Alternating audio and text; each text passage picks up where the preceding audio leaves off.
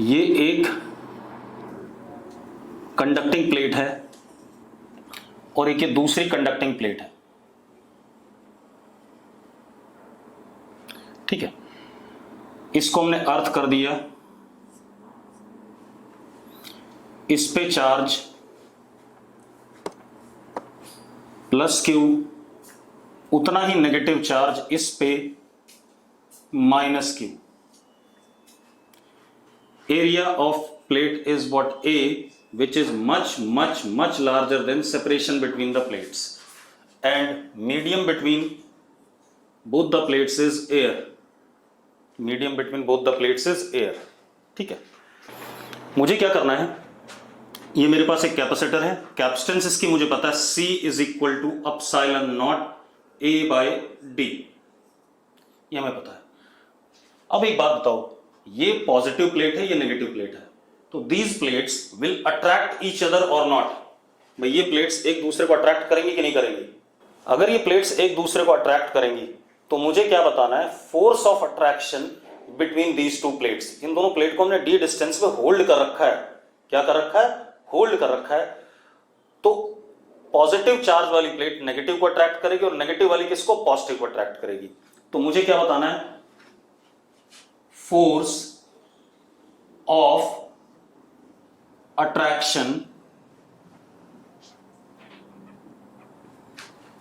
between plates of capacitor।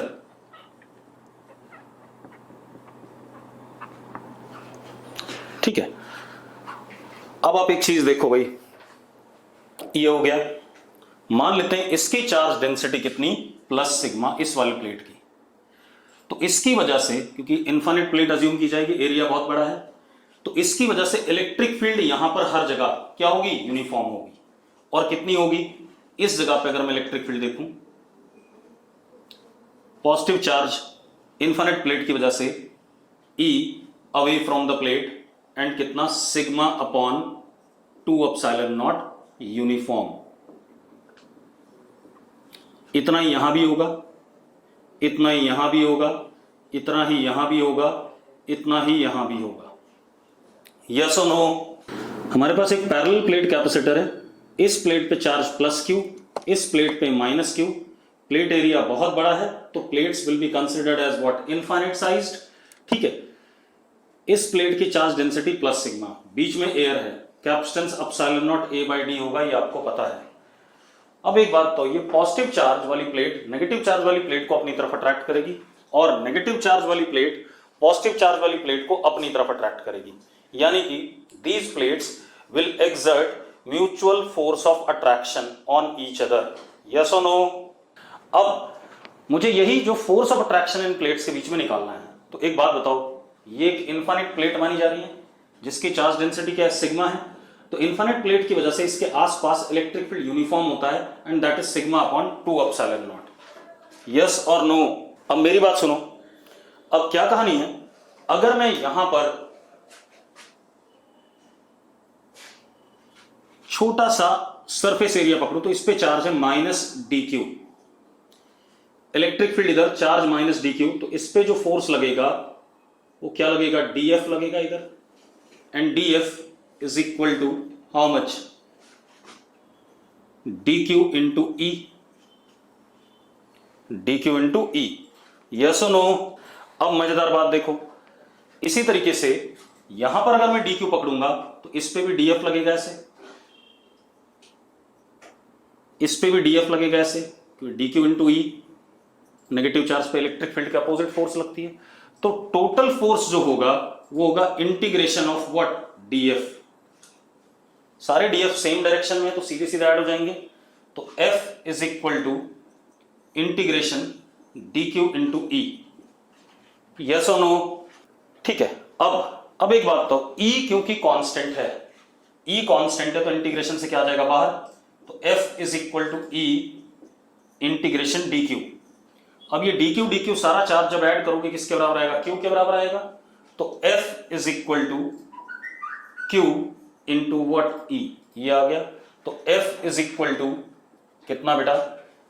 Q, और E कितना? Sigma upon two epsilon nought F. अब sigma की value क्या, क्यू अपॉन ए, तो कितना हो गया Q into Q upon A two epsilon nought. तो जो फोर्स आ गया it is Q square by two epsilon nought A, ये फोर्स आ गया कि नहीं आ गया?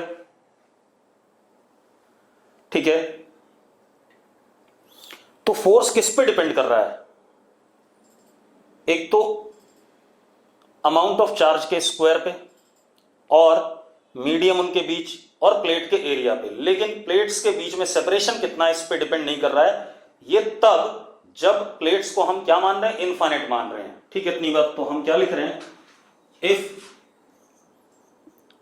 प्लेट्स आर लार्ज साइज्ड, अगर प्लेट्स का साइज क्या लार्ज है, then mutual force of attraction, क्योंकि जितने फोर्स से ये इसे अट्रैक्ट कर रहा होगा उतने ही फोर्स से ये इसे अट्रैक्ट कर रहा होगा, then mutual force of attraction do not depend on separation between plates।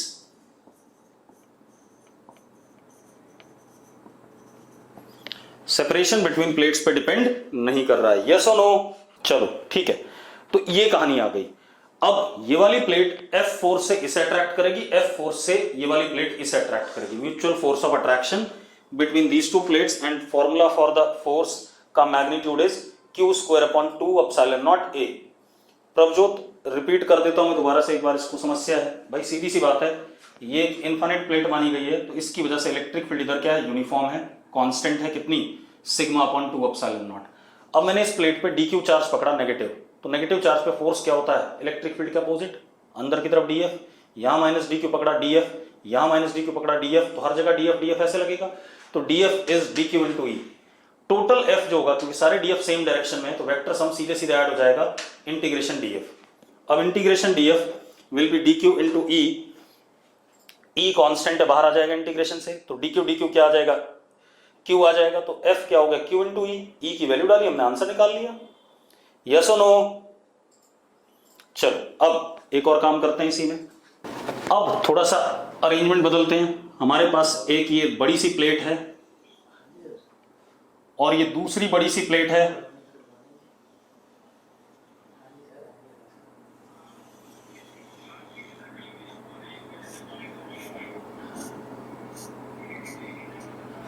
अर्थ कर दिया ऐसे। बीच में हमने क्या करा, कुछ रीजन में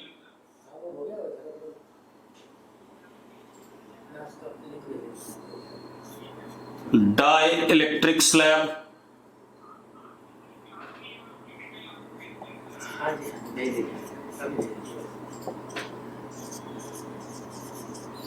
जिसका रिलेटिव परमिटिविटी एप्सिलॉन आर, इसको हमने प्लस क्यू दे दिया,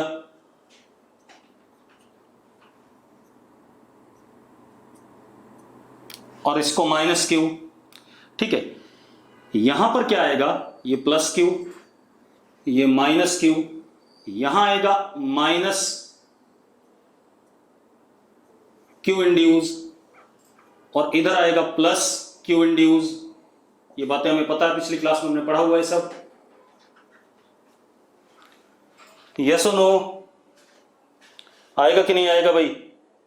ठीक है, अब पहले मैं ये भी लिख देता हूं। अच्छा एक चीज और, एरिया अभी भी बहुत बड़ा है in comparison to separation between the plates.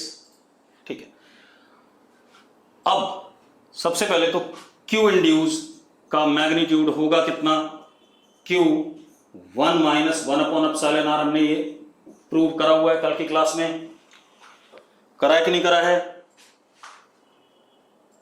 ठीक है, अब अगेन मुझे क्या बताना है, इस प्लेट पे कितना फोर्स लग रहा है या इस प्लेट पे कितना फोर्स लग रहा है। क्लियर है? अगेन यही काम करना है मुझे, force on plates of capacitor बताना है। क्लियर है? कोई दिक्कत है इसमें? अरे ठीक है यार, अब आप एक काम करो, अब आप इस जगह पे चलो, इसकी चार्ज डेंसिटी प्लस सिग्मा, इसकी माइनस सिग्मा इंड्यूस, इसकी प्लस सिग्मा इंड्यूस, ये मान सकते हो आप। अब मेरी बात ध्यान सुनो, क्योंकि ये लार्ज प्लेट है तो इनफाइनाइट बनी जाएगी, तो इसकी वजह से इलेक्ट्रिक फील्ड इधर हर जगह क्या होगी, यूनिफॉर्म। ये भी लार्ज सरफेस है तो इसकी वजह से भी इलेक्ट्रिक फील्ड इधर हर जगह यूनिफॉर्म। ये भी लार्ज सरफेस है, इसकी वजह से भी इलेक्ट्रिक फील्ड इस जगह पर हर जगह क्या, यूनिफॉर्म। कोई दिक्कत है इसमें? नहीं है, ठीक है। अब आप एक चीज देखो, अगर मैं इस सिग्मा वाले की वजह से इलेक्ट्रिक फील्ड देखूं इस जगह पे, तो ये हो गया E due to plus sigma, ठीक है, कितना, sigma upon 2 epsilon not.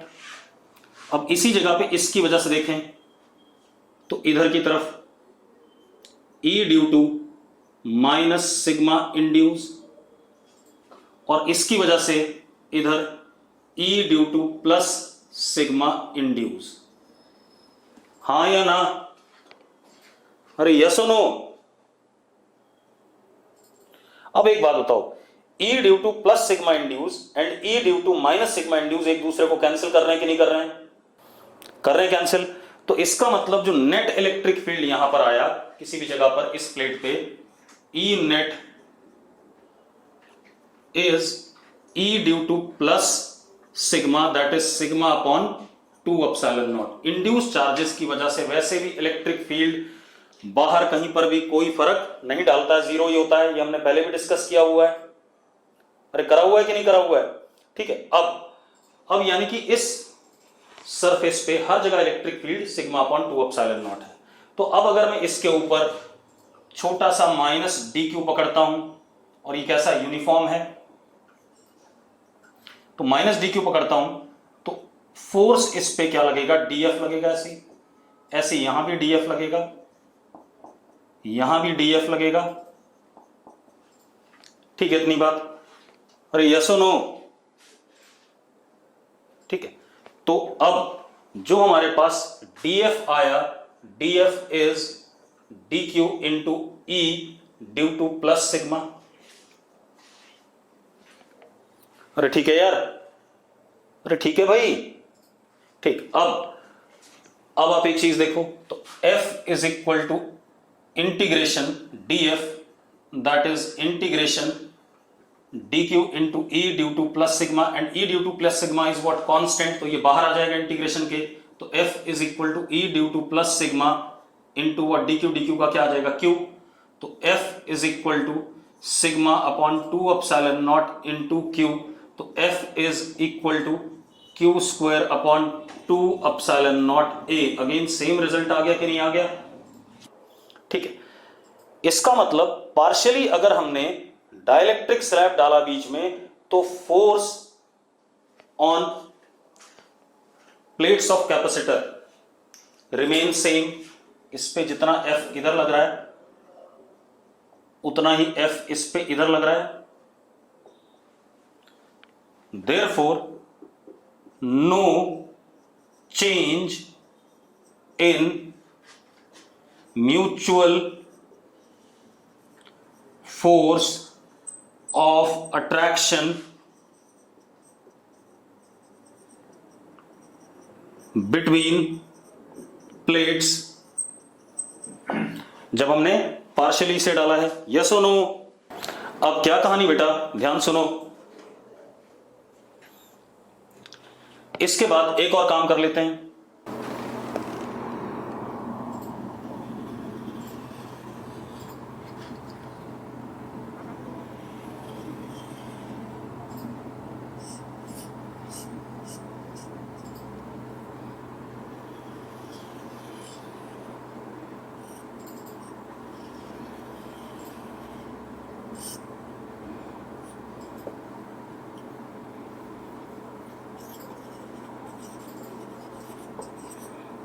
Conducting slab, epsilon r tending to infinity, तो क्यू इंड्यूस का मैग्नीट्यूड क्या होगा, क्यू होगा। तो अगर यहां प्लस क्यू है तो यहां माइनस क्यू, यहां प्लस क्यू, और यहां माइनस क्यू। कोई फर्क पड़ा इसमें? अरे कोई फर्क पड़ता है कि नहीं? अरे यस और नो?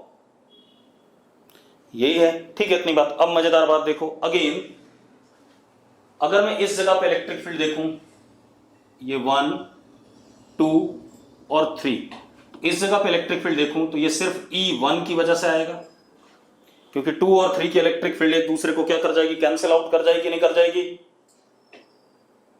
ठीक है, तो अब यहां पर हमारे पास क्या, अगर मैं माइनस डी क्यू लेता हूं तो डी एफ इधर आएगा, ऐसी डी एफ, ऐसी और भी डी एफ आते रहेंगे।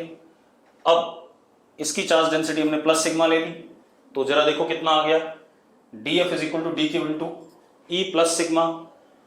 सेम रिजल्ट आ रहा है कि नहीं आ रहा है? आ रहा है कि नहीं आ रहा है? अरे सेम रिजल्ट आएगा कि नहीं आएगा? तो कंडक्टिंग स्लैब भी पार्शियली डालने से कोई फर्क नहीं पड़ा फोर्स पे। अरे ठीक है, चलो अब एक और काम कर लेते हैं बेटा।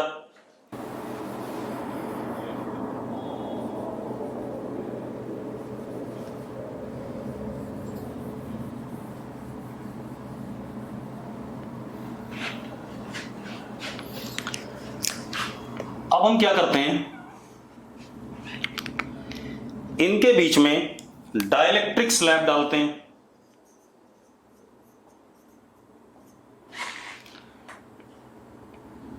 कंप्लीटली फिल्ड, मतलब लगभग सेम थिकनेस का, जितना किसका था, प्लेट्स के बीच में थिकनेस थी।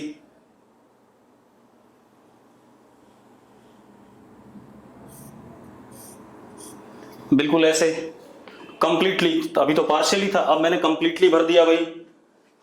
अरे यस और नो? ठीक है, अब आप एक बात बताओ, यहां पर माइनस क्यू इंड्यूस और कितना, यहां प्लस क्यू इंड्यूस। ठीक है, अब अगेन अगर मुझे इस प्लेट पे फोर्स बताना है तो इलेक्ट्रिक फील्ड यहां पर अगेन किसकी वजह से होगा, ड्यू टू प्लस सिग्मा।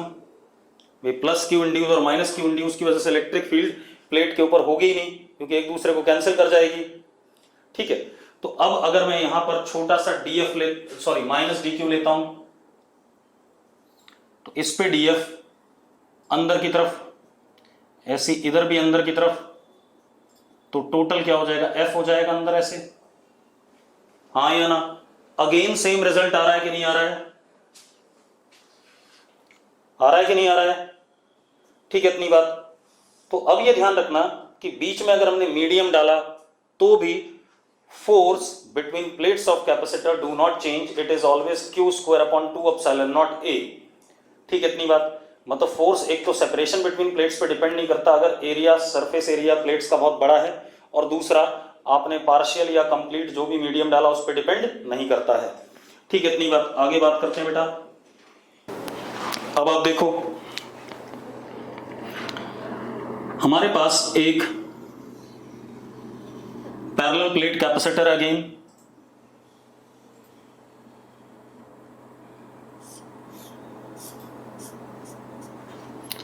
ये प्लस क्यू इस पे, और इस पे कितना, माइनस क्यू, यहां प्लस सिग्मा, यहां माइनस सिग्मा।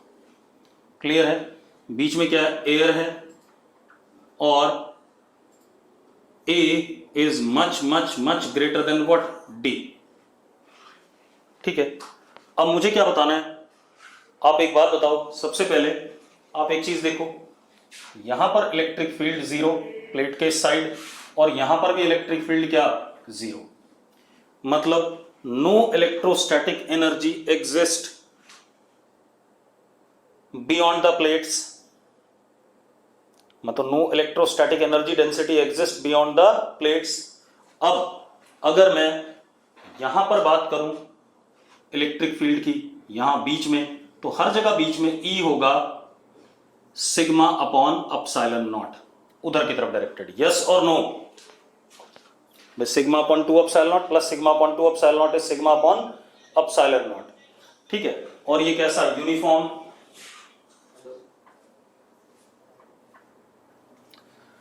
अब electrostatic energy density between the plates, हमें फॉर्मूला पता है एनर्जी डेंसिटी का, half epsilon not E square.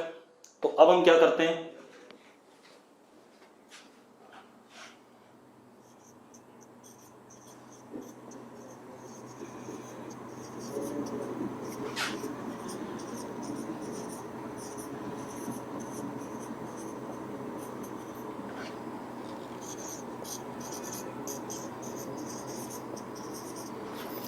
छोटा u is equal to half epsilon not E square.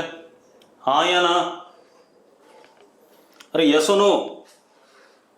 अब अगर हम e की वैल्यू डाल दें तो दिस बिकम्स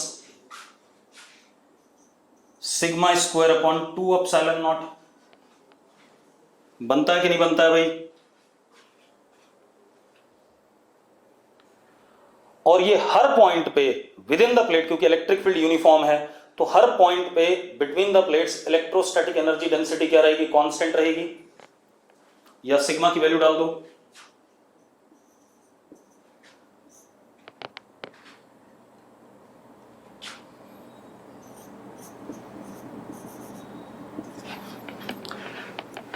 यस और no? And this is uniform at every point within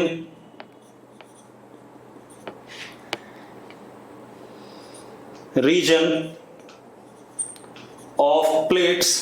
plates के बीच में हर जगह इलेक्ट्रिक फील्ड एनर्जी डेंसिटी क्या रहेगी? कांस्टेंट रहेगी। अरे ये बात सही है कि नहीं है? ठीक है। अब अगर मैं potential energy, electrostatic potential energy stored between the plates जानना चाहूं,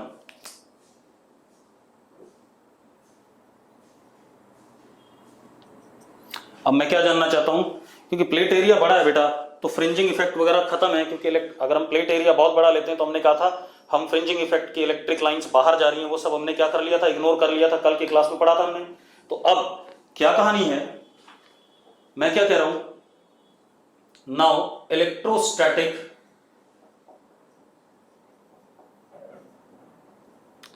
पोटेंशियल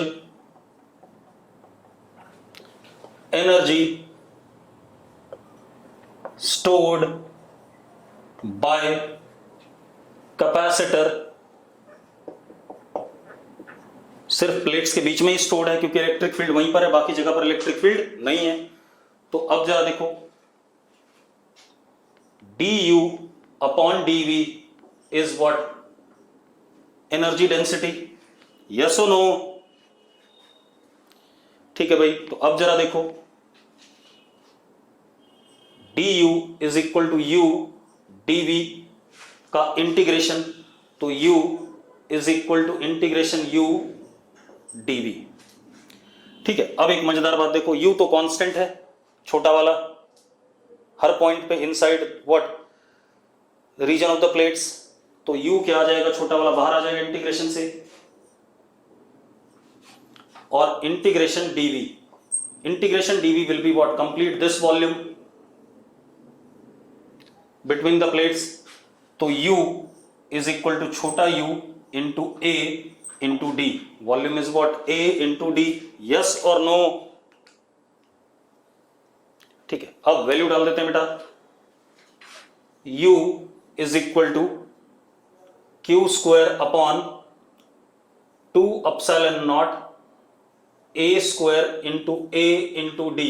a से a कट गया, तो u comes out to B Q square D upon 2 epsilon not a। या आप इसी को क्या लिखो, u is equal to Q square upon 2 epsilon not a upon d। Epsilon not a upon d is what? Capacitance of this capacitor. ठीक है। तो u is equal to Q square upon 2c। ये formula बन गया हमारे पास electrostatic potential energy stored within the plates of capacitor या by the capacitor when charge on capacitor is plus q। Sorry capital Q. Volume add कैसे sir, कौन है ये, क्यों वॉल्यूम ऐड नहीं होता है गगनदीप? वॉल्यूम स्केलर क्वांटिटी है भैया, ऐड तो होगी होगी। अच्छा वॉल्यूम ए इंटू डी कैसे आया, शाबाश बहुत बढ़िया भाई, बड़ा वाला है। ये एक प्लेट है, इसके सामने इसके बराबर दूसरी प्लेट है, तो इसका एरिया कितना ए और ये लेंथ कितनी डी, भाई क्यूबॉइड ही तो बन रहा है, तो base area into what height is what volume. अब ये हमारे पास आ गया कि नहीं आ गया भाई? चलो अब आगे बढ़ते हैं। अब हमारे पास क्या है बेटा, अगर कहीं सर्किट में कैपेसिटर दिखाया जाएगा तो उसका सिंबल सर्किट में ऐसा होगा भाई, जैसे रेजिस्टेंस का सिंबल ये कैपेसिटर हो गया, ठीक है। जैसे रेजिस्टर का सिंबल हम सर्किट में ऐसे दिखाते हैं, तो कैपेसिटर का सिंबल हम दो पैरेलल लाइंस और इधर कनेक्शन ऐसे दिखाएंगे। और अगर ऐसे दिखाया हुआ है, इसके ऊपर एरो मार दिया तो सी, तो ये वाला सी क्या कहलाएगा, वेरिएबल। ये सी चेंज हो सकता है और ये सी कैसा है, फिक्स्ड है, ये चेंज नहीं हो सकता। अगर सर्किट में ऐसे दिखा रखा है तो सी की वैल्यू फिक्स है, और उसके ऊपर एरो मारा हुआ है तो सी की वैल्यू क्या है, वेरी कर रही है, वो समय के साथ या किसी तरीके से वेरी कर रही होगी। क्लियर है? तो ये सिंबल में रिप्रेजेंट करते हैं, कैपेसिटर का सिंबल हो गया, ठीक है। अब कैपेसिटर को पढ़ने से पहले, ठीक है, इतनी बात हम थोड़ा सा आगे पढ़ने से पहले, हम कैपेसिटर को पढ़ने से पहले थोड़ा सा हम जानना चाहेंगे बैटरी के बारे में, ठीक है, इतनी बात कि बैटरी क्या होती है, ठीक है। अब जरा देखो,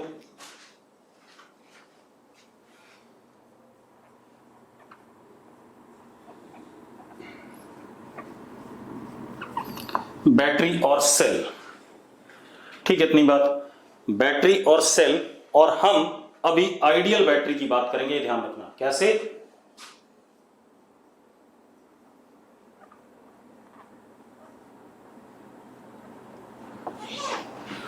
ठीक है, अब आप लोगों ने शायद 9th-10th क्लास में बैटरी के बारे में पढ़ा होगा, ठीक है। अब आपने जो भी 9th-10th में पढ़ा है उसको थोड़ा सा भूल जाओ, मैं जो बता रहा हूं वो देख लेते हैं, ठीक है, इतनी बात।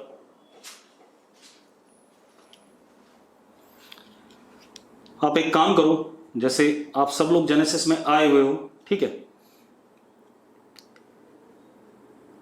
ये हमारा ग्राउंड फ्लोर है,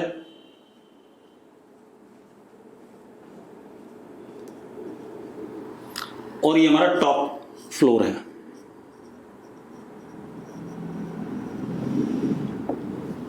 ठीक है।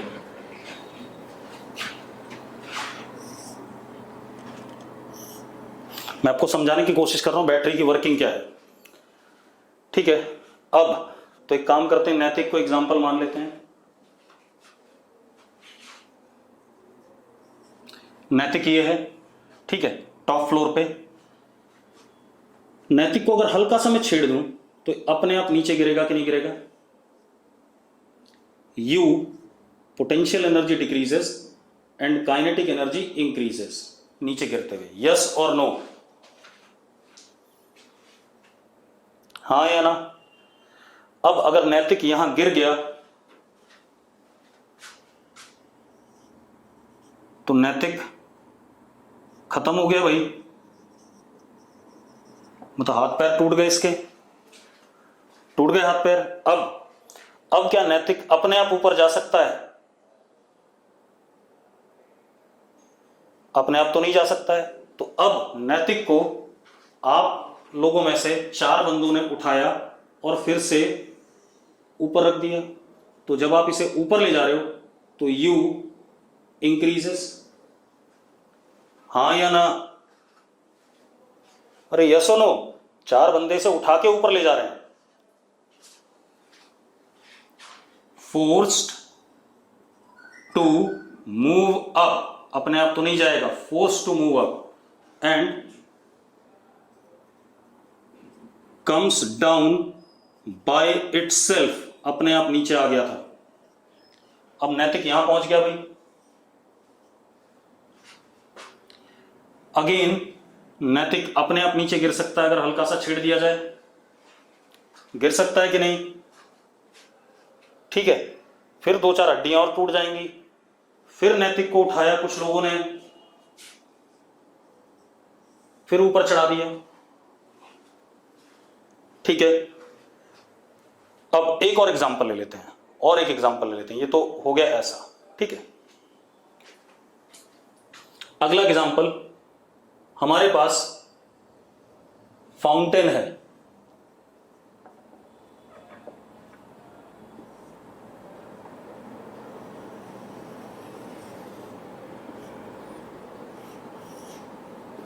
ये टैंक, इसमें पानी भरा हुआ है, यहां हमने मोटर लगा दी। अब मोटर क्या करता है, पानी को फोर्स करता है ऊपर की तरफ,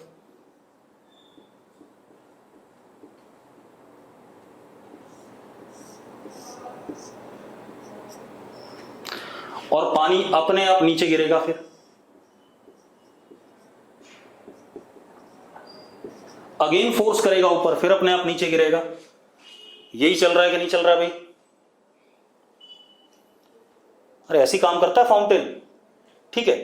तो अब जब मोटर काम कर रही है तो ग्रेविटी के अगेंस्ट काम कर रही है, तो पोटेंशियल एनर्जी बढ़ रहा है, और जब पानी अपने आप नीचे गिर रहा है तो ग्रेविटी खुद वर्क कर रही है, पोटेंशियल एनर्जी घट रहा है। सेम यहां पर है, जब आप लोग उठा के ले जा रहे हो तो आप ग्रेविटी के अगेंस्ट काम कर रहे हो, पोटेंशियल एनर्जी बढ़ रहा है, और जब नैतिक अपने आप गिर रहा है तो पोटेंशियल एनर्जी क्या हो रही है, डिक्रीज हो रही है, क्योंकि ग्रेविटी खुद वर्क कर रहा है। ठीक है, अब मेरी बात ध्यान सुनना, बैटरी के साथ भी कुछ ऐसा ही है। बैटरी या सेल के 2 टर्मिनल होते हैं, एक टर्मिनल को हम सिंबॉलिकली बड़ा बनाते हैं, एक को हम छोटा बनाते हैं। ठीक है, ये हायर पोटेंशियल पे, मतलब ये टॉप वाला फ्लोर हो गया नैतिक वाले के लिए, और ये लोअर पोटेंशियल पे। ठीक है, मान लो इसका पोटेंशियल E और इसका कितना 0, ऐसा मान लिया हमने। अब हमने क्या करा, इसको एक्सटर्नल सर्किट से जोड़ दिया, दोनों एंड्स को। ये हमारे पास लोड है, कोई रेजिस्टेंस, कैपेसिटर, जो भी होगा, बात की बात है। ऐसे फिर से वही एग्जांपल ले लेता हूं, टॉप फ्लोर, ग्राउंड फ्लोर, नैतिक यहां है। ठीक है, अब ये हायर पोटेंशियल पे है तो अपने आप यहां से पॉजिटिव चार्ज निकलेगा और किसकी तरफ जाना चाहेगा, लोअर पोटेंशियल की तरफ। हाँ या ना? तो नैतिक अपने आप अगर हल्का सा भी छेड़छाड़ हुई नीचे गिर जाएगा कि नहीं गिर जाएगा? यस और नो? अरे यस और नो। ठीक है, तो पॉजिटिव चार्ज, आप नेगेटिव चार्ज से ही पढ़ सकते हैं बेटा सारी कहानी को, तो मैं ज्यादा कोशिश करूंगा पॉजिटिव से पढ़ाने की, क्योंकि वो बेटर रहता है। बैटरी एनर्जी देता है भाई, ये पॉजिटिव चार्ज का फ्लो कराना ही एनर्जी है। ठीक, अब क्या कहानी है, पॉजिटिव चार्ज फ्लो करके, मान लो इस पे टोटल चार्ज क्या था, शुरू में क्या था, +Q था, और इस पे क्या था, -Q।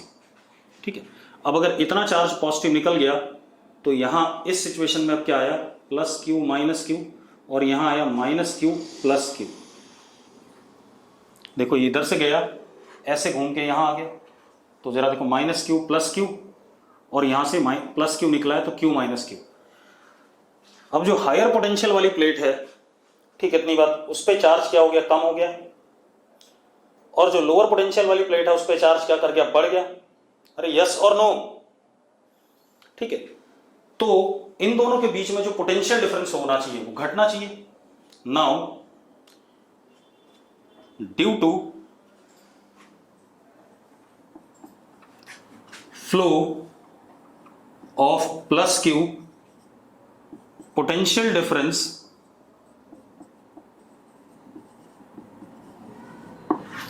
between plates decreases।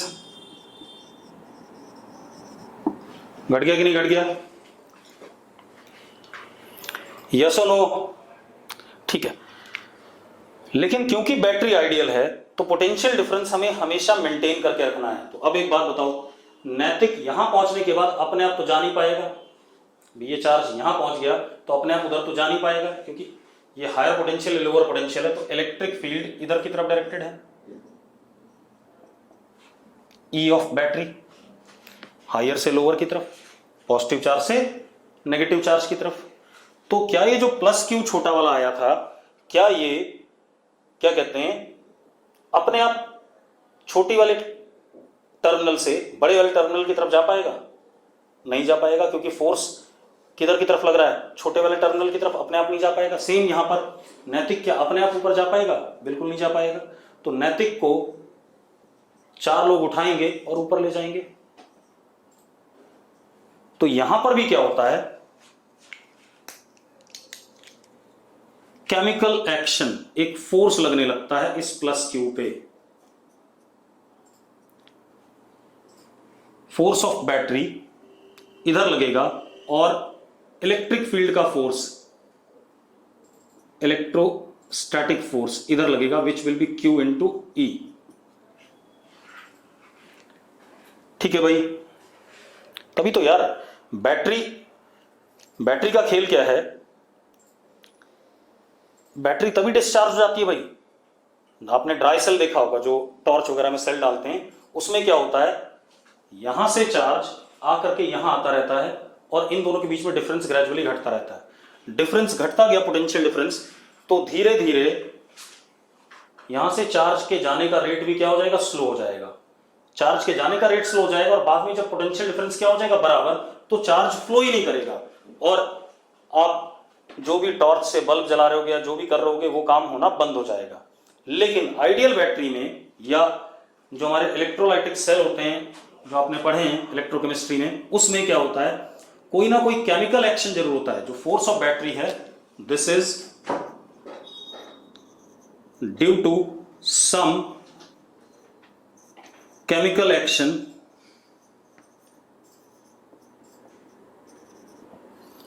जो क्या करता है, आप 4 लोग नैतिक को उठा करके क्या करके दोबारा से ऊपर ले गए, तो इस प्लस क्यू को दोबारा से वहां ले गए। जैसे ही आप प्लस क्यू को दोबारा से ले गए तो अब ये अगेन यहां प्लस क्यू आ गया, तो इस पे चार्ज क्या हो गया, कैपिटल क्यू, और यहां से प्लस क्यू निकल के इधर चला गया तो यहां पर क्या हो गया, माइनस क्यू। पोटेंशियल डिफरेंस दोबारा से क्या हो गया, मेंटेन हो गया कि नहीं हो गया? अरे भाई जो मैं बोल रहा हूं बात समझ में आ रही है? मतलब ये साइमल्टेनियस होता रहता है। अगर यहां से प्लस क्यू निकला तो यहां से तुरंत क्या आ जाएगा, इस पे प्लस क्यू आ जाएगा, ताकि पोटेंशियल डिफरेंस हमेशा क्या रहे, मेंटेन रहे। ठीक है, इतनी बात। तो अब to maintain potential difference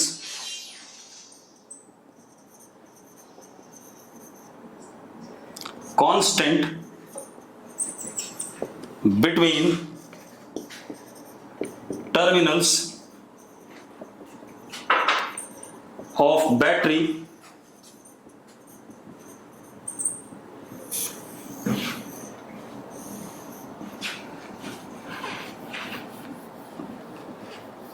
some external agent, वो यहां पर केमिकल एक्शन हो सकता है, मैकेनिकल एक्शन हो सकता है, कुछ भी हो सकता है। Some external agent performs work against electrostatic force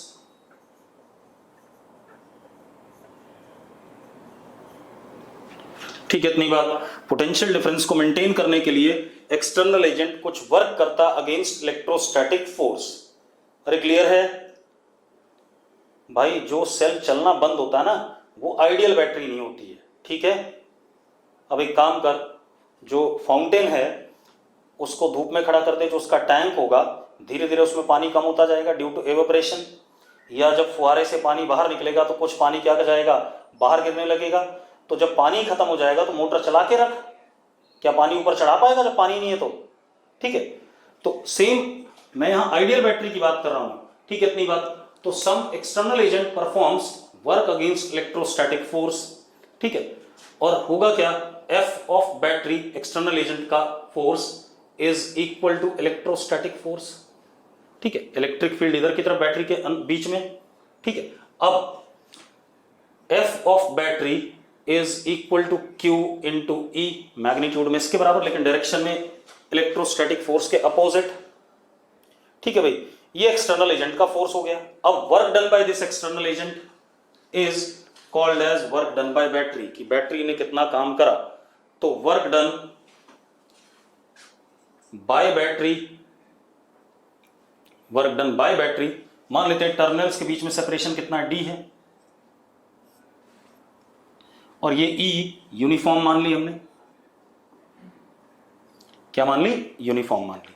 तो अब work done by battery is F B into D, तो work done by battery is Q E into D, हाँ या ना, अरे यस और नो। अब E into D, electric field into separation, is called as what, potential difference, अरे yes और no. तो क्या हो गया, work done by battery is equal to Q into E into D is potential difference between the plates, and potential difference between the plates E और 0, तो कितना, E minus 0 is what, E। ठीक है भाई, तो work done by battery is Q into E, potential difference between the plates, ये आ गया। और ये वर्क अगर हमने Q चार्ज सप्लाई करा तो वर्क कितना हो गया, Q into potential difference between the plates of battery. ठीक है, इतनी बात इस तरीके से रहेगा, अरे क्लियर है, ठीक है। अब इतनी बात हो गई अपने पास, तो इस तरीके से बैटरी काम करेगी। ठीक है, तो बैटरी अगर चार्ज Q सप्लाई कर रही है तो work done by battery is what, Q into E. कुछ चीजें और आ गई बेटा इसमें, पहली चीज ये आ गई, in external circuit positive charge flows from higher potential to lower potential, और करंट की डायरेक्शन भी पॉजिटिव चार्ज की डायरेक्शन में होती है। तो in external circuit plus Q और current flows from higher potential to lower potential terminal, और इसको हम कहते हैं आउटसाइड बैटरी भी कह सकते हैं। लेकिन बैटरी के अंदर देखो जरा,